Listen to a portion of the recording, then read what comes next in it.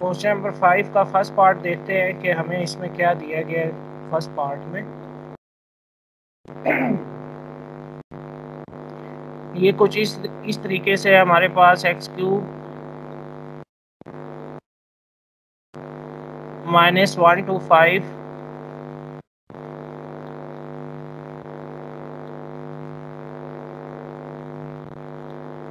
-15 x²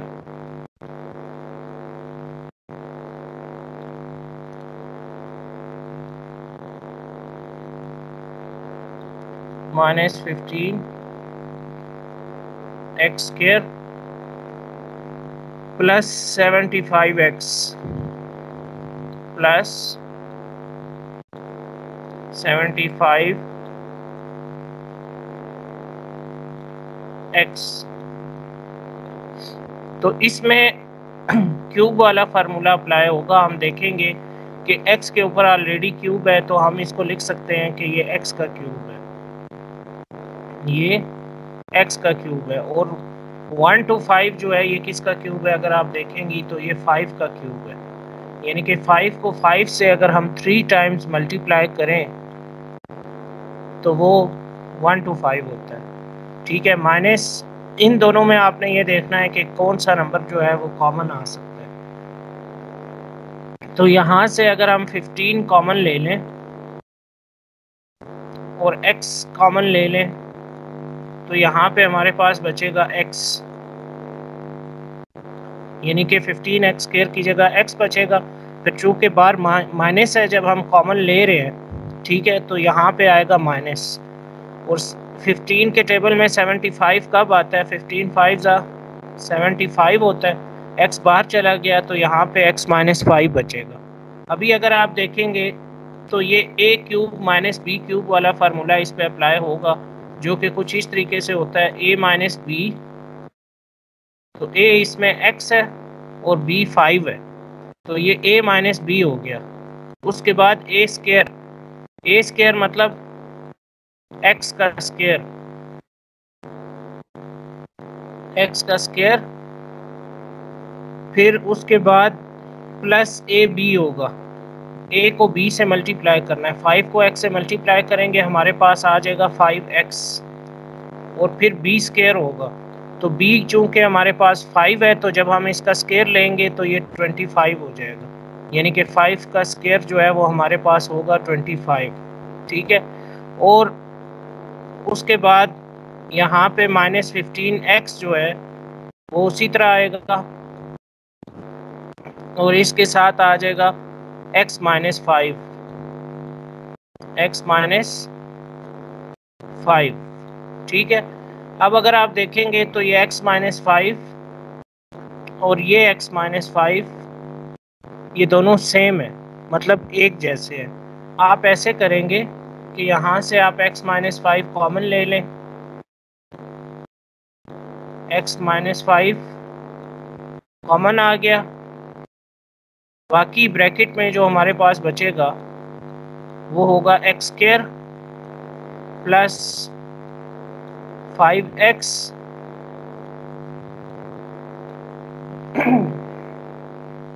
plus 25 plus 25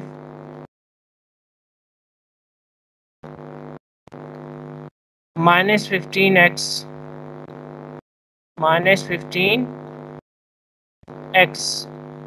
ठीक है, अब यहाँ से x -5 जो है उसको आप एज इट इज़ लिखते हैं, यहाँ पे x -5 आ गया। ठीक है, बाकी जो रिमेनिंग हमारे पास है वो x² 5 -15।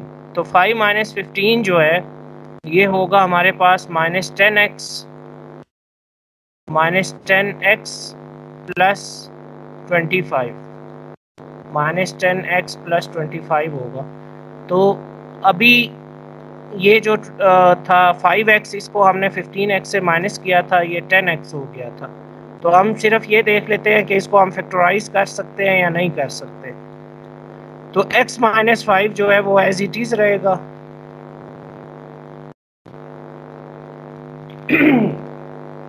आपने ये देखना है कि इसको हम फैक्टराइज कर सकते हैं या नहीं। तो 5 5 25 होता है, 5 + 5 भी 10 होता है।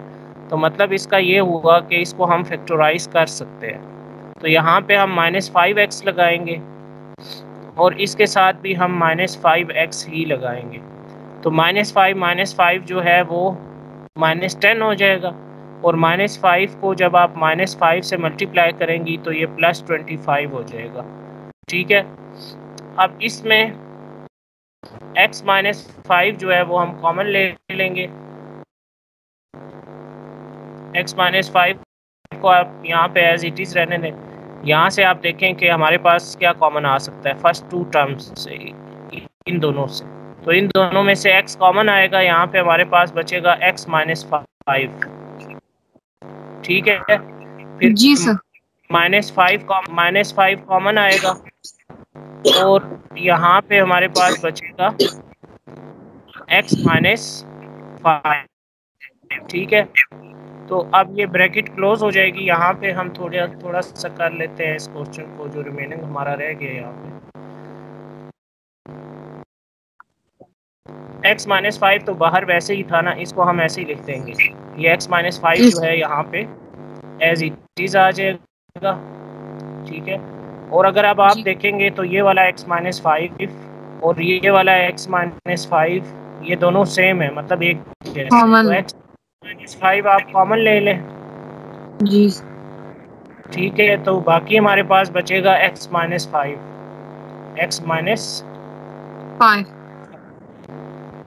ठीक है जी। ये x -5 हो गया, तो इसको हम लिख सकते हैं कि ये x -5 का होल क्यूब है, यानी कि ये x -5 का होल क्यूब है। अब ये क्वेश्चन हमने फैक्टराइजेशन से किया है। ठीक है, इसी क्वेश्चन को हम एक और मेथड से भी कर सकते थे। ठीक है, वो a + b होल क्यूब वाला फार्मूला होता है। तो नेक्स्ट जो क्वेश्चन है हम उसको उस मेथड से कर लेते हैं। ठीक है, इसमें अगर कोई पॉइंट समझ में नहीं आया तो आप पूछ। No sir. सर ये x -5 सर ये कैसे आए? ये x -5 ये 2 दफा कैसे आया यहाँ पे? 3 दफा। जी सर। 3 टाइम्स कैसे आया? ठीक है, अब ये देखें जो स्टार्ट में x -5 है, इसको हमने बाहर लिख दिया। ये वाला x -5 जो ये वाला था, इसको हमने बाहर लिख दिया, ये वाला जो था। ठीक है, इसको ये x -5 ये हो गया। फिर अगर आप देखेंगी तो ये वाला जो x -5 है और ये वाला x -5 है, ये दोनों एक जैसे है ना, सेम है। तो ये जब हम कॉमन लेंगे तो ये कॉमन वाला x -5 है। ठीक है, बाकी रह गया हमारे पास ये वाला x, ये वाला -5, बाकी ये रह गया ना। तो इन दोनों को फिर हम एक साथ लिखेंगे x -5। तो ये 3 x -5 हो जाएंगे, उसका क्यूब बन जाएगा। अभी ये क्लियर हो गया आपको? जी सर। ठीक है, अभी हम आगे चलते हैं। एक और क्वेश्चन है, इसी क्वेश्चन में उसको हम दूसरे मेथड से करते हैं। फिर आप देख लीजिएगा, जो मेथड आपको इजी लगेगा आप उसी मेथड से कर लें। ठीक है सर, ये थर्ड वाला करते। थर्ड वाला कर लें? जी चलें थर्ड वाला कर लेते हैं। ठीक है ये है हमारे पास x³ + x + 1/3x 1/3x + 1/27x³, 1/27x। ठीक है, अब इसमें हमें क्या करना होगा, हम क्यूब वाले नंबर्स को पहले साथ लिखेंगे। ये एक हमारे पास है x³, इसके साथ आ जाएगा हमारे पास प्लस 1/27x³, वो आप इसके साथ लिखेंगी। तो उसके बाद हमारे पास है +x + 1/3x +x + 1/, थोड़ा सा इसको अरेंज कर दिया हमने। अरेंज को इसको हमने कुछ इस तरीके से किया है कि हम इस पे क्यूब वाला जो नंबर्स हैं क्यूब वाले उन पे फार्मूला अप्लाई करेंगे, इस वजह से हमने इसको इस तरीके से किया है। तो ये हो जाएगा एक्स क्यूब, इसको हम लिख सकते हैं एक्स क्यूब। और ये 1/27 जो है ये किसका क्यूब होगा? 1/3 एक्स होल क्यूब। जी बिल्कुल, 3 को अगर 3 से 3 टाइम्स मल्टीप्लाई करें तो 27 आता है। ठीक है, अभी यहाँ पे plus x plus 1/3x 1/3x आ गया। अभी हमें ये देखना है। जी जी सर 3 को मल्टीप्लाई नहीं करना, ये वाला जो 3 है जी जी नहीं, इसको हम किसी नंबर से अभी मल्टीप्लाई नहीं कर सकते ना, ये 3x है बेसिकली, तो इसके साथ कोई और नंबर है नहीं, तो ये 3x ऐसे ही रहेगा, इसको हम मल्टीप्लाई नहीं करेंगे। ठीक है, अब ये वाला जो है ये a cube plus b cube वाला फार्मूला इस पे अप्लाई होगा। मुझे आप ये बता दें a cube plus b cube का फार्मूला आपको आता है ना? सर हमारी बुक्स में मौजूद है ना a क्यूब? चले कोई बात नहीं, हम यहाँ पे लिख लेते हैं a cube plus b cube is equal to a plus b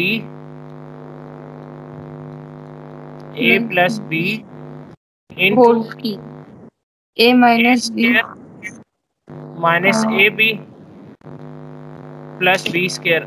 ये फैक्टराइजेशन वाले जितने भी क्वेश्चन हैं यूनिट नंबर 5 में, 6 में, 7 में, इसमें आपने फार्मूले अगर आपको आते होंगे तो आपके लिए इजी होगा। क्वेश्चन जब आपके सामने आएगा आपको आइडिया हो जाएगा कि इसमें कौन सा फार्मूला अप्लाई होगा। तो फार्मूले सारे आप याद कर लें, उनकी प्रैक्टिस कर लें। ठीक है, अब ये a cube plus b cube जो है ये a प्लस b है। अब a चूंकि हमारे पास x है, ठीक है, x प्लस और b हमारे पास 1/3x है, 1/3, यहाँ पे 1/3x आ जाएगा। अब ये ब्रैकेट क्लोज हो गई, ये हमने a प्लस b बना दिया, ये वाली चीज हमने बना दी। अब हम a square minus A B plus B square बनाएंगे। वो कैसे बनेगा? ए स्क्वायर है चूंकि, तो x का हम स्क्वायर लेंगे, जब हम x का स्क्वायर लेंगे तो ये हो जाएगा x स्क्वायर। ठीक है, फिर माइनस ए बी, यानी कि a को b से आपने मल्टीप्लाई करना है। a हमारे पास क्या है? x की 3, ये मैं थोड़ा सा रफ वर्क में कर रहा हूँ, और b जो है वो हमारे पास 1/3x है। ठीक है, जब आप इन दोनों को मल्टीप्लाई करेंगी तो x से कैंसिल हो जाएगा, हमारे पास बचेगा 1/3 जी 1/3। उसके बाद हमने x स्क्वायर बनाना है, तो ये b स्क्वायर बनाना है। b की जगह पे चूंकि हमारे पास 1/3x है, 1/3x, जब हम इसका स्क्वायर लेंगे तो 3 का स्क्वायर जो है वो हमारे पास 9 हो जाएगा जी, और x का स्क्वायर जो है वो हमारे पास x स्क्वायर होगा, मतलब 1/3x का स्क्वायर ये होगा, 1 का स्क्वायर तो 1 ही होता है जी। अभी ये वाली जो टर्म है ये ऐसे ही आ जाएगी, यहाँ पे x plus 1/3x, x plus 1/3x। अभी आप देखेंगे तो ये और ये दोनों सेम है, मतलब एक जैसे हैं, तो x प्लस 3x जो है वो आप कॉमन ले लें, x प्लस 1/3x ये कॉमन आ जाएगा बाहर।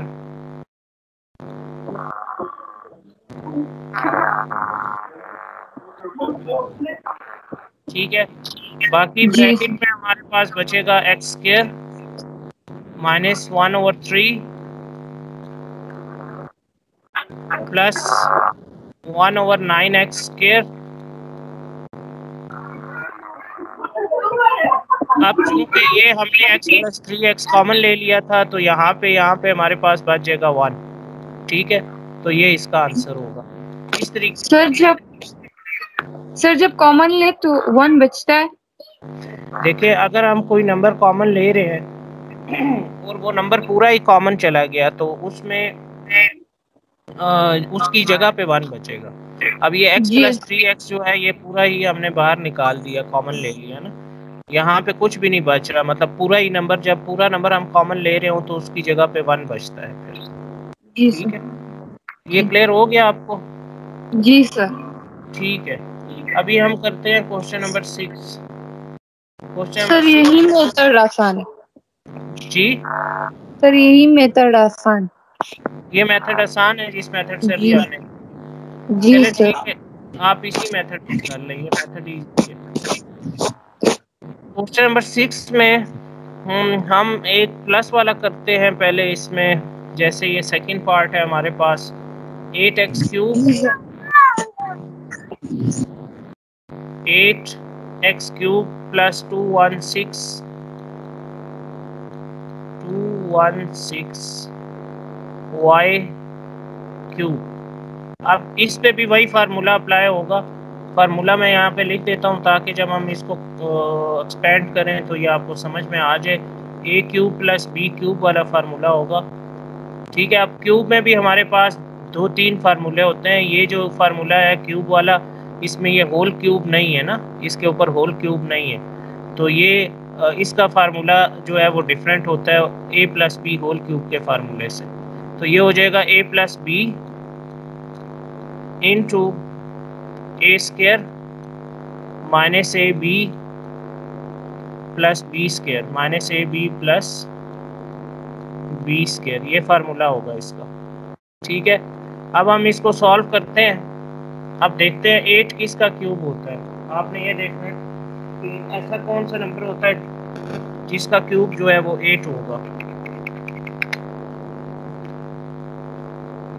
2 जो होता है वो 8 का क्यूब होता है, यानी कि 2 का अगर हम क्यूब लें तो वो आंसर हमारे पास आता है 8। 2 2 ज़ा 4, 4 2 ज़ा 8।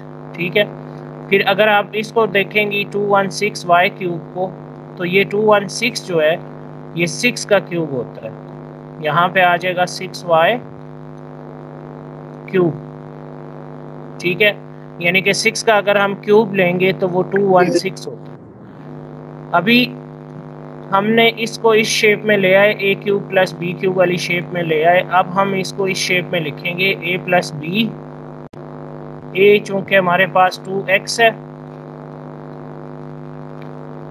और b जो है हमारे पास वो 6y है, ये a प्लस बी है। फिर a², 2x का स्क्वायर, जब हम 2x का स्क्वायर लेंगे तो वो क्या हो जाएगा 4x² माइनस ए बी। ए को जब हम b से मल्टीप्लाई करेंगे ये होगा 12xy, यानी कि 6 2 ज़ा 12, xy से मल्टीप्लाई होगा तो xy। और उसके बाद 6 का स्क्वायर जो है वो होगा 36, y का स्क्वायर जो है वो होगा y²। ठीक है, तो ये इस शेप में आ गया a plus B into A. जी जी, सर ये 4x की 2 माइनस 12x की y और प्लस 36 y की स्क्वायर, ये कैसा है सर? देखें हमने ये पहले तो a प्लस बी की शेप में लिखा, यानी कि जी इस सर। शेप में लिखा, ये जी हो गया a प्लस बी। अब हमने इस शेप में लिखना है a² minus A B plus b²। तो जी हम जब a का स्क्वायर लेंगे, चूंकि a यहाँ पे हमारे पास 2x है, ठीक है, जी ठीक है, जब इसका स्क्वायर लेंगे तो ये 4x² हो जाएगा। जी सर। ठीक है, उसके बाद जब हम a को b से मल्टीप्लाई करेंगे, 2 को 6 से मल्टीप्लाई करेंगे तो 12 होगा, x को y से जी मल्टीप्लाई करेंगे तो xy होगा। ठीक है, जी तो ये जी a b से मल्टीप्लाई हो गया, माइनस का साइन हमने फार्मूले से लिया है। ठीक है, जी उसके बाद प्लस का साइन है और b का स्क्वायर, b चूंकि यहाँ पे 6y है तो 6y, जी 6 का स्क्वायर 36 और y का स्क्वायर y जी होगा। जी जी ठीक है, अभी हम जी इसको सर, आगे समझ कर ले। यहाँ पे ये 2x प्लस 6y जो है ये एज इट इज़ रहेगा। अभी ये क्वेश्चन थोड़ा सा मेरे ख्याल में आगे भी सॉल्व होगा अगर ये फैक्टराइज हो जाता है तो। ठीक है, ये हमारे पास है 4x², ये हमारे पास है 36y²। तो 4 2 का स्क्वायर होता है ये 6 का स्क्वायर होता है, 6 2 12, 36 मल्टीप्लाई बाय 4 144 होता है। यानी कि 36 को अगर हम 4 से मल्टीप्लाई करें तो 144 होता है। तो 144 के फैक्टर्स जो है 12 12 और 144 होता है। और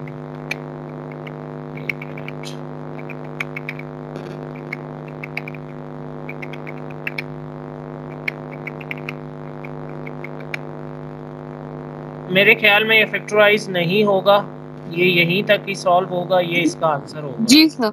आप इसका आंसर एक दफ़ा चेक कर लें बुक में, यही है। बुक है इस टाइम आपके पास? इस टाइम जी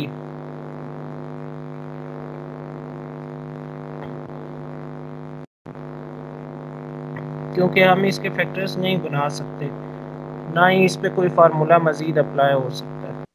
एक मिनट में चेक कर रहा हूँ। क्वेश्चन नंबर 6 का सेकंड पार्ट है ना? ठीक है। आंसर तकरीबन सेम ही है, बस हमने इसमें कॉमन नहीं लिया, कॉमन हम ले लेते हैं। ठीक है जी सर।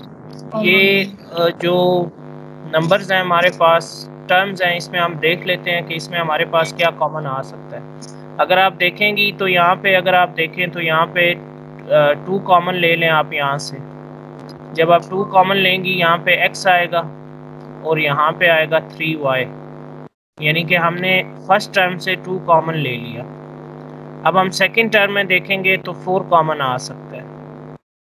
इस पूरी टर्म में 4 कॉमन है। जब हम यहाँ से 4 कॉमन लेंगे तो ये होगा X square minus 4 3 12 X Y plus 4 9 36, यहाँ पे 9 आ जाएगा, ये वाई स्क्वायर होगा। ठीक है, अभी हम इस तरह करेंगे कि 4 को 2 से मल्टीप्लाई कर देते हैं।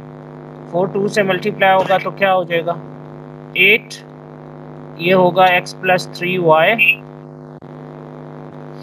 ठीक है, और यहाँ पे हमारे पास आ जाएगा x square minus 3xy plus 9y square. तो ये इसका आंसर होगा। अभी ठीक है? यस सर, अभी ठीक है। ठीक है, हमने कॉमन नहीं लिया था तो कॉमन अभी हमने ले लिया। इसको इस तरीके से सॉल्व करना है। ये प्लस वाला क्वेश्चन था, हम जल्दी जल्दी एक माइनस वाला क्वेश्चन देख लेते हैं कि माइनस वाला क्वेश्चन। ठीक है, ये मैं आपको बता देता हूँ हमने कॉमन किस तरीके से लिया। यहाँ पे अगर हम देखेंगे तो ये 2 जो है ये तो वैसे ही बाहर आ गया ना, यहाँ पे 2 था। और ये 6 जो है, 6 को हम लिख सकते हैं 2 मल्टीप्लाई बाय 3, यानी कि 2 को अगर हम 3 से मल्टीप्लाई करें तो 6 होता है। तो मतलब ये है कि 6 में एक 2 मौजूद है कम से कम। ठीक है, तो वो 2 जो है, वो वाला 2 हमने बाहर निकाल दिया तो क्या बचेगा 3। ठीक है, इसी तरह अगर आप इसमें देखें तो ये जितने भी नंबर्स इसमें आ रहे हैं इस सेकंड टर्म में, इसमें 4 के टेबल वाले नंबर्स हैं सारे। 4 के टेबल में 4 भी आता है, 4 के टेबल में 12 भी आता है। जी ठीक सर। है, और 4 के टेबल 36 भी में आता है। 36 भी आता है। ठीक है, तो 4 आप 9 इस तरह करें, ये 4 आप बाहर निकाल दें। जब आप 4 जी। बाहर निकालेंगे, कॉमन लेंगे, ये एक्स स्क्वायर आ गया। तो यहाँ पे चूँकि 4 3 12 होता है, 4 बाहर चला जाएगा तो 3 बचेगा। 4 9 36 होता है, तो 4 बाहर चला गया तो यहाँ पे 9 बचेगा। इस तरीके से कॉमन लेते हैं। फिर 4 को मैंने 2 से मल्टीप्लाई कर दिया तो ये 8 हो गया। ठीक है जी। ठीक है, अभी हम इसमें एक माइनस वाला पार्ट देख लेते हैं। माइनस वाला क्वेश्चन जिसमें माइनस वाला फार्मूला अप्लाई होगा। ये x 6 है, y 6 है, माइनस z 6 है। ठीक है, तो इसको हम लिख सकते हैं, इस पे जब हमने क्यूब वाला फार्मूला अप्लाई करना है तो वो कुछ इस तरीके से होगा, एक्स स्क्वायर वाई स्क्वायर का क्यूब। अब ये कैसे किया ये मैं आपको बताता हूँ। इसी तरह ये z है, z को हम ऐसे लिखेंगे 2, यानी कि z स्क्वायर का क्यूब। अब चूंकि हमने इस पे माइनस का क्यूब वाला फार्मूला अप्लाई करना था तो इसलिए हमने क्यूब को बाहर लिखा। ठीक है, तो अगर आप इसको अगेन मल्टीप्लाई करेंगे तो आपके पास यही आएगा। कैसे आएगा ये? 3 2 ज़ा 6, 3 2 ज़ा 6 और 3 2 ज़ा 6 होता है। ठीक है, तो ये a cube minus B cube वाला फार्मूला इस पे अप्लाई होगा। यहाँ तक आपको समझ में आ गया तो बता दें, हम आगे चलेंगे। अभी मैं फार्मूला लेकर जी सर, जी सर, समझ में आ गया। तो a cube minus B cube वाला जो फार्मूला होता है वो कुछ इस तरीके से होगा, a minus B into a square plus A B plus B plus B square. तो ये वाला फार्मूला इस पे अप्लाई होगा। तो अभी हम इसको देखते हैं। पहले हम ये बनाएंगे a माइनस बी। तो a जो है वो हमारे पास है X square Y square minus Z square. ठीक है, यानी कि a जो है वो एक्स स्क्वायर वाई स्क्वायर था और जेड स्क्वायर b था। और यहाँ पे हम देखेंगे a का स्क्वायर लेना है। a जो है वो चूंकि हमारे पास एक्स स्क्वायर वाई स्क्वायर है, जब हम उसका स्क्वायर लेंगे तो ये x4 और y4 हो जाएगा। ये 4 क्यों होगा? क्योंकि इसके ऊपर स्क्वायर ऑलरेडी है और एक स्क्वायर हम और लेंगे तो 4 हो जाएगा। फिर प्लस ए बी, ए को आपने बी से मल्टीप्लाई करना है। तो a जो है वो हमारे पास एक्स स्क्वायर वाई स्क्वायर है, वो यहाँ पे आ जाएगा एक्स स्क्वायर वाई स्क्वायर, और इसके साथ जेड स्क्वायर आ जाएगा जब हम मल्टीप्लाई करेंगे a को b से। फिर b स्क्वायर, b चूंकि हमारे पास है जेड स्क्वायर, ठीक है, तो ये हो जाएगा हमारे पास z पावर 4। ये हमारे पास z पावर 4 हो जाएगा। अभी अगर हम इसको मजीद ओपन करना चाहें, एक मिनट रुकिए।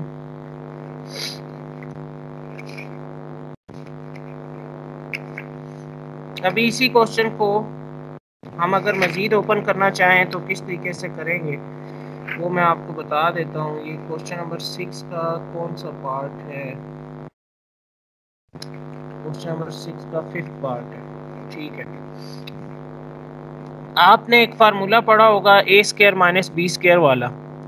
ए स्क्वायर माइनस बी स्क्वायर किसके इक्वल होता है? ए स्क्वायर माइनस बी स्क्वायर किसके इक्वल होता है? जी जी sir, A plus B, sir A square plus B square, A plus B into A minus B. A minus, ये होल स्क्वायर वाला formula नहीं है। ठीक है, तो इसलिए ए स्क्वायर माइनस बी स्क्वायर जो है वो इक्वल होता है ए plus B into A minus B के। अब ये वाली जो टर्म है हमारे पास, इसको हमने ए plus B into A minus B इस शेप में लिखना है। ठीक है, अब ये चूंकि ये स्क्वायर जब यहाँ पे होता है तो आगे जब हम ए प्लस बी ए माइनस बी लिखते हैं तो उस पर स्क्वायर नहीं आता। तो ये हो जाएगा हमारे पास ए प्लस बी और a minus B, A plus B और a माइनस बी। a इसमें एक्स वाई है और b इसमें z है, तो ये a plus B into A minus B, ये वाला फार्मूला इस पे अप्लाई हो गया। आप ये देख लें, इसकी अगर आपको समझ आ गई है तो फिर हम आगे चलेंगे। यस सर, समझ आ गई। सर फर्स्ट तो ये ए, सर फर्स्ट एक्स वाई की तो स्क्वायर होने चाहिए सर। देखें यहाँ पे जब फार्मूले में स्क्वायर होता है तो यहाँ पे जब हम उसको लिखते हैं तो a plus B into A minus B की शेप में लिखते हैं। यहाँ पे इस साइड पे स्क्वायर नहीं होता। ठीक है, अभी उसी तरीके से हमने यहाँ पे भी किया है, क्योंकि इसके ऊपर स्क्वायर था, ये इस शेप में था।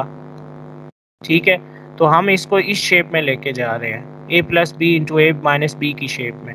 तो इसमें ये एक्स वाई प्लस जेड होगा, एक्स वाई माइनस जेड होगा, स्क्वायर नहीं आएगा। ठीक है, जैसे यहाँ पे राइट हैंड साइड पे आपके पास स्क्वायर नहीं आ रहा। ठीक है, ये क्लियर हो गया आपको? जी सर। ठीक है, अब ये जो हमारे पास है x4 plus x4 y4 plus x square Y square z square plus z4। ठीक है, तो इसको हम किस तरीके से लिख सकते हैं, इसको हम किस तरीके से सॉल्व कर सकते हैं, तो वो हम देख लेते हैं। ये इक्वल होगा हमारे पास X square Y square plus Z square. अब ये जो एक्स स्क्वायर वाई स्क्वायर और जेड स्क्वायर है ये और ये है, ठीक है। मतलब अगर आप इसको देखें ये एक्स स्क्वायर वाई स्क्वायर है और ये जेड स्क्वायर, इसको हम इस तरीके से लिखेंगे। और उसके बाद हमारे पास यहाँ पे आ जाएगा माइनस एक्स वाई जेड।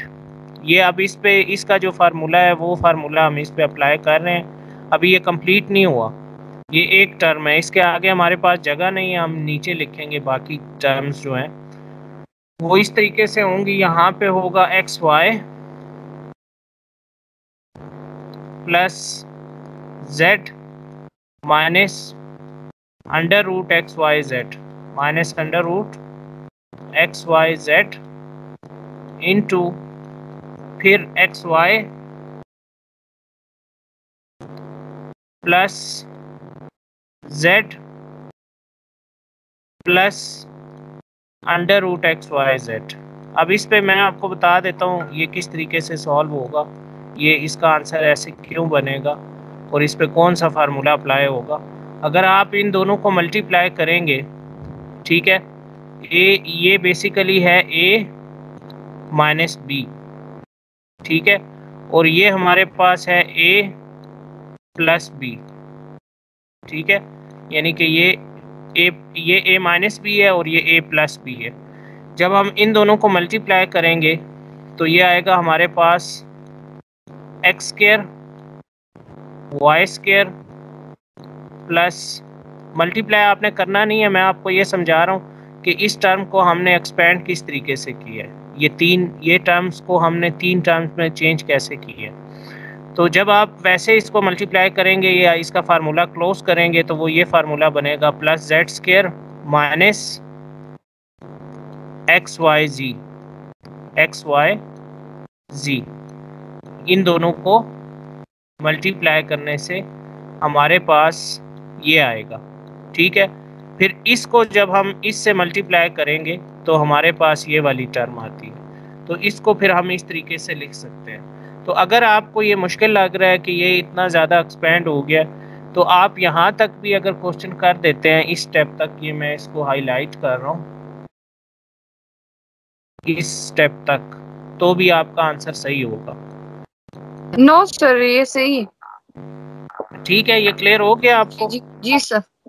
ठीक है, अभी आपने जो इस एक्सरसाइज के रिमेनिंग पार्ट्स हैं वो आपने घर में करने हैं। अगर कोई मसला होगा तो फिर आप मुझे बताएंगे नेक्स्ट लेक्चर में, अदरवाइज फिर हम आगे चलेंगे, ठीक है? जी सर। जी ठीक है सर। ओके, अल्लाह हाफिज़। अल्लाह हाफिज़।